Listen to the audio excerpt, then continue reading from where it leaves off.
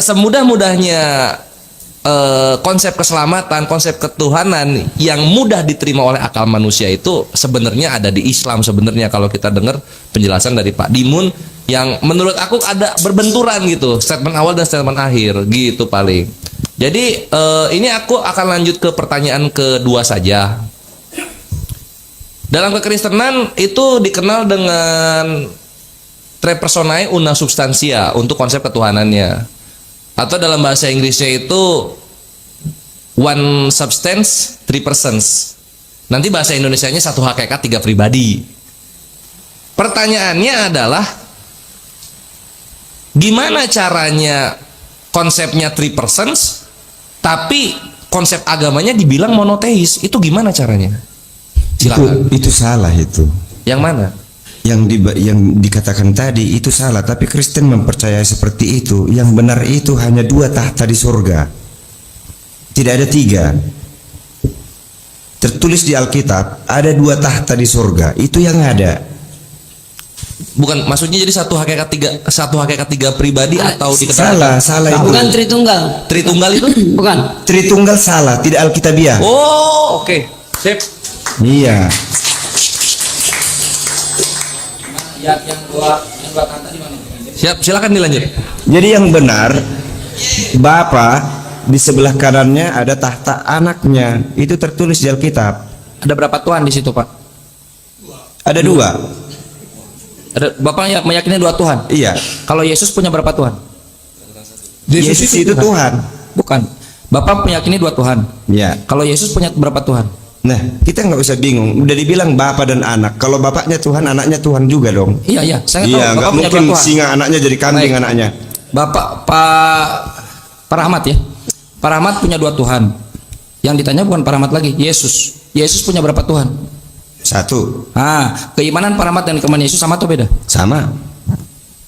Saya ulang. Pak Rahmat punya 2 Tuhan, Bapa dan Yesus. Ya. Yesus punya 1 Tuhan. Ya. Ini 2, ini 1. Jadi bukan begini ya. Kita harus sederhana berpikir sesuai dengan ajaran Alkitabnya. Firman Tuhan mengatakan, anakku engkau pada hari ini engkau telah kuperanakkan. Datanglah manusia berpikir siapa bidannya. Datang manusia berpikir siapa maknya, siapa silsilahnya juga ditanyain. Begitulah Tuhan menjelaskan kepada kita supaya kita paham bahwa Bapa lebih besar daripada anak. Tidak mendalili yang ini. Tunggu dulu. Kalau kita bisa menerima Adam jadi dari debu tanah, kenapa kita nggak bisa menerima Tuhan punya anak, tak tahu bagaimana caranya beranak? Ya kan? Oke, baik. Nah, Bapak bisa buka. harus adil dong. Baik. Iya. Bapak bisa buka Keluaran 4 nomor 22. Boleh banget. Oke, silakan. Keluaran Keluaran 4 nomor 22. Keluaran 4 nomor 22. Nah, kalau boleh langsung dibacakan biar Keluaran 4 ayat 22. Gas kancan.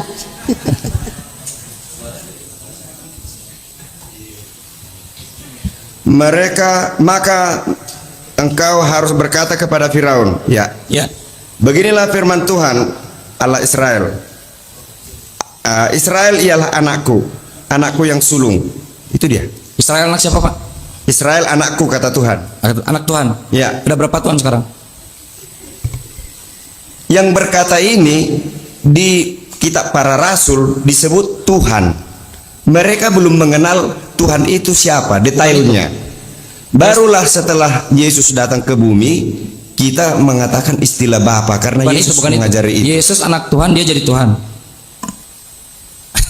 Yang berfirman kepada Musa, katakan kepada Firaun, anakku ini, suku Israel itu anak sulung Tuhan itu. Israel. Iya, anak Tuhan itu. Yes. Itu maksudnya kalimat ini. Israel anak Tuhan. Iya. Israel Tuhan. Bukan. Yesus anak Tuhan. Iya. Yesus Tuhan. ya. Jadi Salomo juga mengatakan, engkau anakku, dengarkan nasihatku. Guru juga.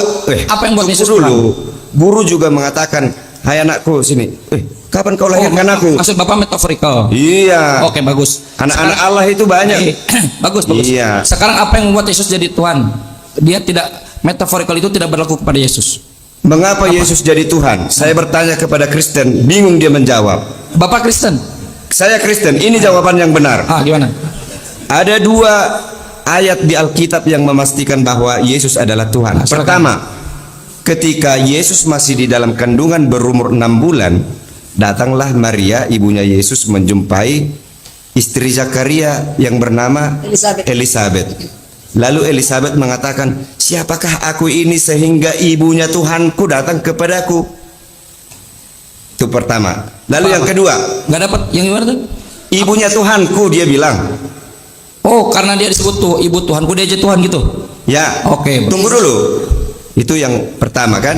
Belum tentu benar, bisa aja dia dari iblis mengucapkan itu. Kalau Anda tidak percaya, tapi saya percaya itu dari Tuhan. Kedua.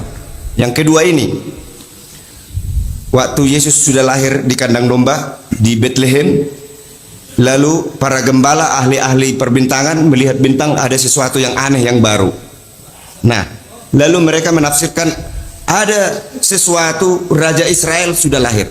Lalu datanglah malaikat. Dikatakan di Alkitab, malaikat itu datang dari langit. Mereka bercahaya menerangi semua para gembala dan mereka tercengang. Malaikat itu mengatakan, pergilah ke Bethlehem, di kota Daud telah lahir Tuhan dan Juru Selamat. Malaikat berkata, malaikat dari surga ya. Jadi bukan manusia yang bilang. Jadi perkataannya si Elisabeth tadi kita nyatakan benar karena malaikat mendukungnya. Itu. Jadi kita nggak ikut-ikutan mengatakan Tuhan kalau tidak ada dasar yang kuat. Di Keluaran 4:22 yang mengatakan Tuhan. Di Lukas 2 itu Lukas 2 nomor 11, betul tidak, Pak? Nah, masih Betul banyak tidak? rahasia di Itu sini betul ya. tidak? Lukas 2 nomor 11. Saya mau jelaskan banyak rahasia di sini. Pada saat Israel berangkat dari tanah Mesir ke Kanaan, ke tanah Kanaan, secara umum global orang mengatakan Tuhan yang menuntun. Padahal kalau diteliti di Alkitab, seorang malaikat ternyata. Ya udah nggak apa-apa. Berarti Iya. Oke. Berarti Bapak meyakini Yesus Tuhan karena di Lukas 2 dikatakan Yesus Tuhan. Iya. Jadi itu dalil Yesus Tuhan. Yesus adalah Tuhan. Oke. Jadi Tuhan Bapak 2. Ya. Tuhan Bapak 2. Ya. Oke. Buka Yohanes 17 nomor 3 Pak, coba Pak.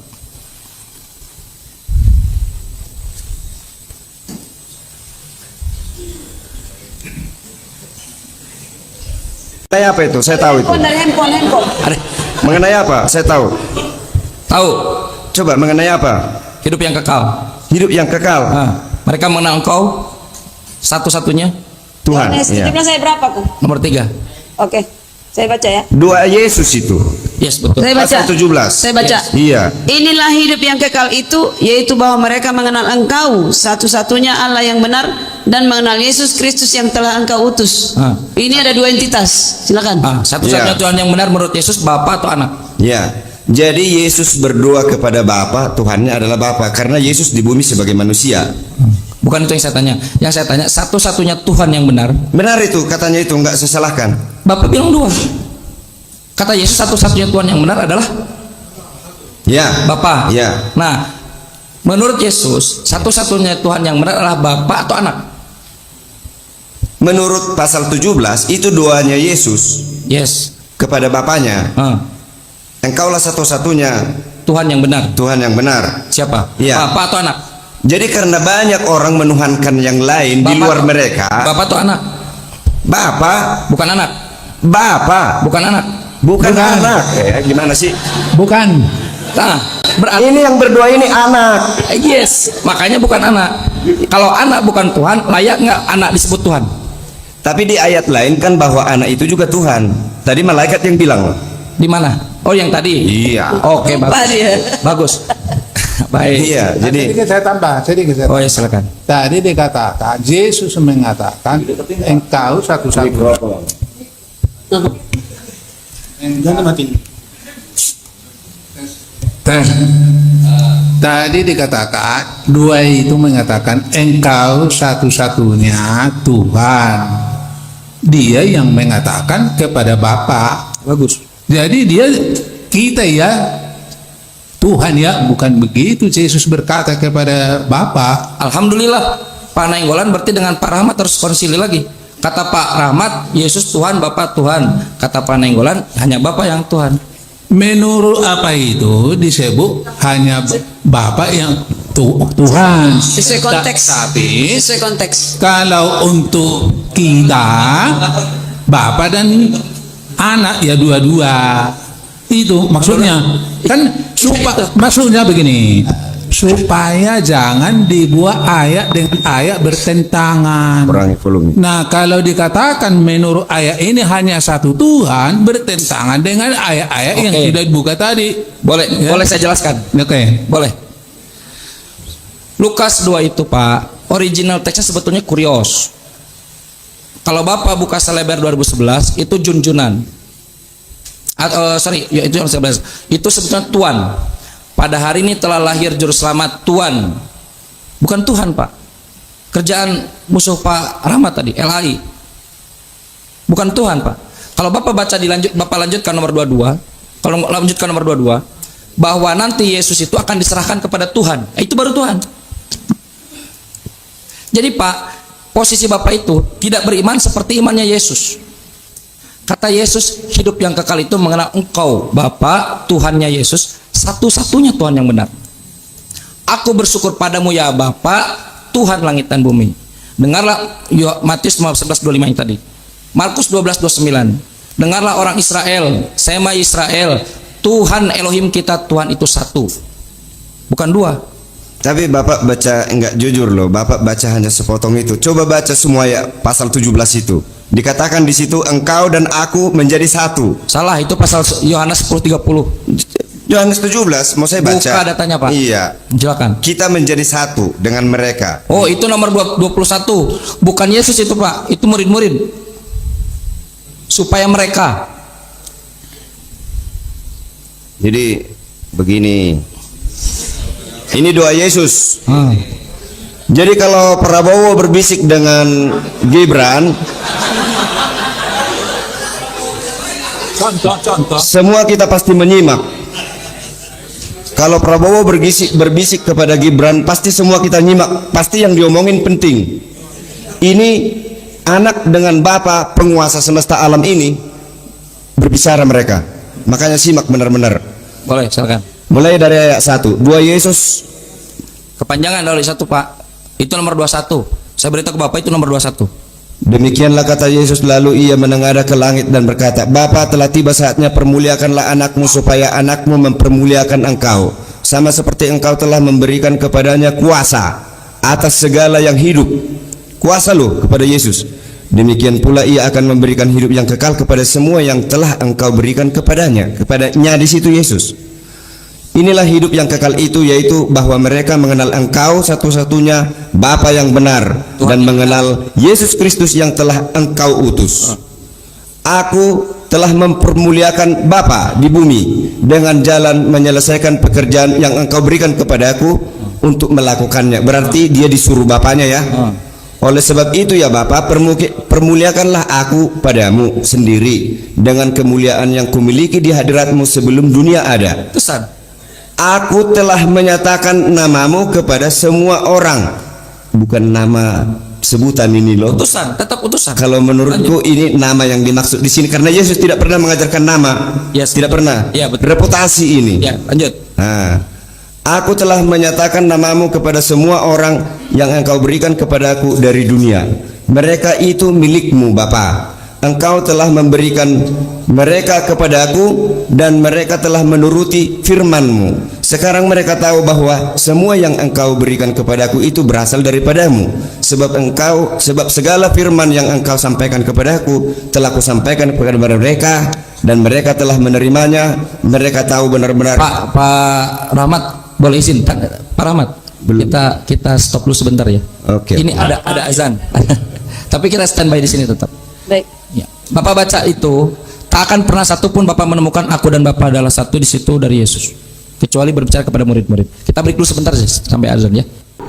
Dari seluruh dialog ini, kita bisa melihat satu hal penting. Semakin kita mencoba menjelaskan ketuhanan dengan banyak istilah, banyak pribadi, banyak tahta, semakin rumit pula logika yang harus kita terima. Bahkan sampai muncul kondisi yang aneh, Iman seseorang bisa berbeda dengan iman Yesus itu sendiri. Padahal seharusnya jika Yesus adalah teladan tertinggi, maka konsep ketuhanan yang beliau ajarkanlah yang paling murni dan paling lurus. Yesus berdoa kepada satu Tuhan. Yesus menyebut Bapa sebagai satu-satunya Tuhan yang benar, dan Yesus bersyukur kepada Tuhan langit dan bumi. Yesus diutus oleh Tuhan, disuruh oleh Tuhan, dan tunduk kepada Tuhan. Semua ini menunjukkan satu pola yang konsisten. Ada satu zat yang maha tinggi, yang disembah, yang menjadi tujuan doa, dan yang menjadi sumber perintah. Itulah definisi Tuhan dalam logika yang paling sederhana dan paling jujur. Dan justru disinilah Islam berdiri dengan sangat tenang dan sangat masuk akal. Islam tidak membutuhkan konstruksi satu hakikat tiga pribadi. Islam tidak membutuhkan penjelasan bahwa dua bisa satu dan satu bisa tiga. Islam tidak membutuhkan konsep Tuhan yang berdoa kepada Tuhan atau Tuhan yang memiliki Tuhan.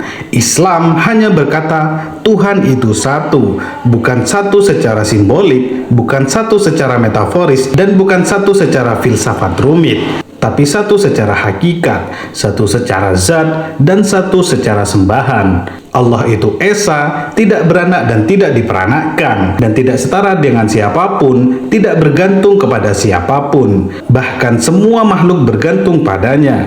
Inilah yang membuat Islam terasa begitu logis, karena ia sejalan dengan fitrah akal manusia. Ketika menyebut Tuhan, maka secara naluriah kita memahami Dia maha tinggi, Dia tidak membutuhkan siapapun, dan Dia tidak akan tunduk kepada siapapun, dan tidak berdoa kepada siapapun.